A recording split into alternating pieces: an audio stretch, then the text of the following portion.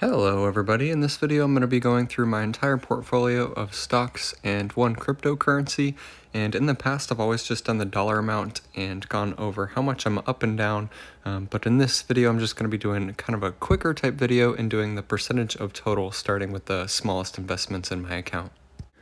First, I'm going to go through all of my much smaller investments. I diversified quite a bit, and I really just start investing into a company, so I'll get more interested in it, and then if I continue to like the company after I invested just a few shares in it, then I'll continue to add to it over time.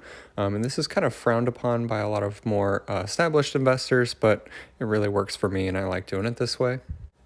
But these are all less than 2% of my portfolio, so I'm just going to name each of these really quick, and then if you have any questions about them, I'll be sure to answer those in the comments. But we've got Xpeng, Enphase, Upwork, PayPal, Activision Blizzard, CRISPR, Airbnb, Uber, AMD, Corsair Gaming, SPY, Global X, Lithium ETF, Tattooed Chef, Lemonade, Coinbase, Disney, and Salesforce, all at less than 1.5% of my portfolio. And if I scroll up a little bit here, you'll see some of my somewhat larger investments, just keeping the top few a secret for last. But did we leave off? Salesforce. Then we have Boeing at 1.54% of my portfolio. And I actually don't invest in this one so much for planes, but more for aerospace. But I also see them not ever being able to go bankrupt just because they are the sole supplier of so many different airlines for the United States. And then I also have Royal Caribbean at 1.57% and Carnival at 2.22%. I like the cruise lines for stocks, and they got hit really hard during COVID. So once they're able to bounce back in another year or two, they're going to reestablish that dividend and be big money makers again. I think Square is going to continue to grow and be the one-stop shop for all financial services, or I think that's what they're kind of geared towards.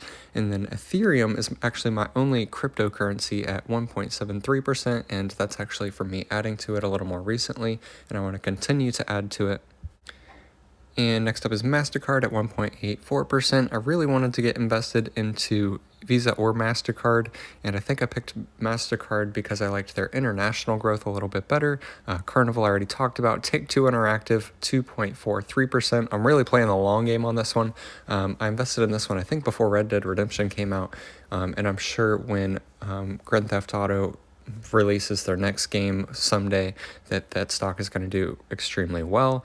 Shopify also doing extremely well. It's almost like a toned down version of Amazon. It's also the biggest tech company out of Canada, maybe the biggest company out of Canada in general, but I'd have to check that. ARK Invest, the ARK K invests in the innovative companies, and I think innovation is really going to do extremely well long term as long as the companies can make money.